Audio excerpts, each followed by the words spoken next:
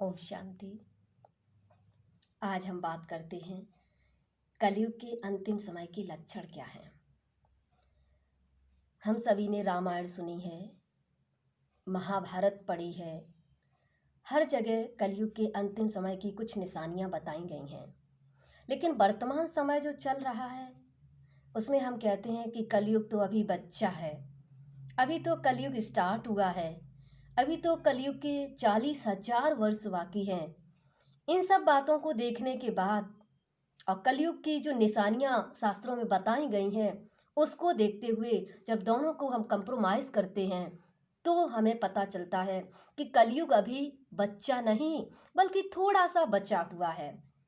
जैसे कि रामायण में लिखा हुआ है कि जब घोर कलयुग आएगा तो अन्न पुड़ियों में बिकेगा, दूध बोतलों में बिकेगा, गाय विष्ठा खाएगी, स्त्रियां केसों का श्रृंगार करेंगी, कन्या अपने मुख से वर मांगेगी, 4 कुओं का पानी एक कुएं में समा जाएगा लेकिन एक कुएं का पानी 4 कुओं में नहीं समाएगा। अर्थात घोर कलयुग में 4 बच्चों को एक माँ बाप मिलकर पाल लेंगे लेकिन एक माँ बाप को मिलकर 4 बच्चे नहीं पाल पाएंगे। दूसरी तरफ हम देखते हैं महाभारत हमारी क्या कहती है। तो महाभारत में एक आख्यान आता है कि जब पांडव भगवान के सामने पहुंचे और उनसे कहा कि भगवान मुझे उस समय की निशानियां बताइए जब आपका इस सृष्टि पर, इस धरा पर पुनः अवतरण होगा। तो भगवान मुस्कुराए और बोले कि इसके लिए आप सभी को अलग अलग दिशाओं में जाना पड़ेगा और हम आपको 1 घंटे का समय देते हैं। जो भी आप आश्चर्यजनक घटनाओं को देखें वो आकर आप हमारे सामने वर्णन करें, फिर हम बताते हैं कि कलयुग के अंतिम समय की क्या निशानियां होंगी। तो 5 पांडव अलग अलग दिशाओं में जाते हैं। तो सबसे पहले युधिष्ठिर ने देखा 2 सूंड वाला हाथी। उसके बाद भीम ने देखा कि एक ऐसा पक्षी जिसके पैरों में वेद शास्त्र बंधे हुए हैं और वो मांस नोच नोच के खा रहा है। अर्जुन ने देखा कि एक गाय अपनी ही बछड़ी का दूध पी रही है। नकुल ने देखा कि 3 कुएं हैं, एक कुआं पानी से भरा हुआ है, उसी के पास में एक कुआं खाली है और थोड़ी दूरी पर एक कुआं और है जो भी पानी से भरा हुआ है। लेकिन पास वाले कुएं को पानी नहीं दे रहा है, दूर वाला कुआं दूर वाले कुएं को पानी दे रहा है।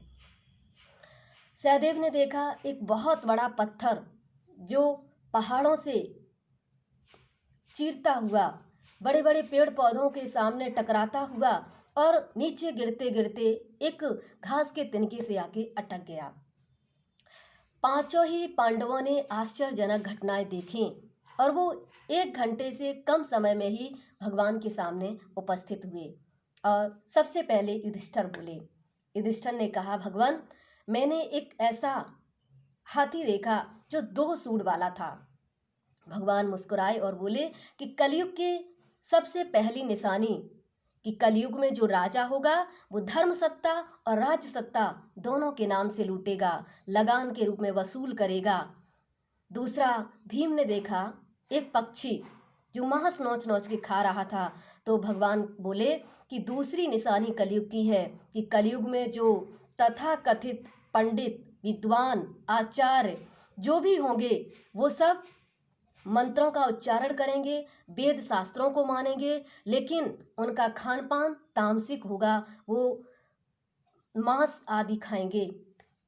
उसके बाद अर्जुन ने क्या देखा कि एक गाय अपनी ही बछड़ी का दूध पी रही। तो भगवान बोले कि कलयुग में माता पिता अपनी ही कन्या के द्वारा कमाए हुए धन का इस्तेमाल करेंगे, उससे ही घर का पालन पोषण करेंगे।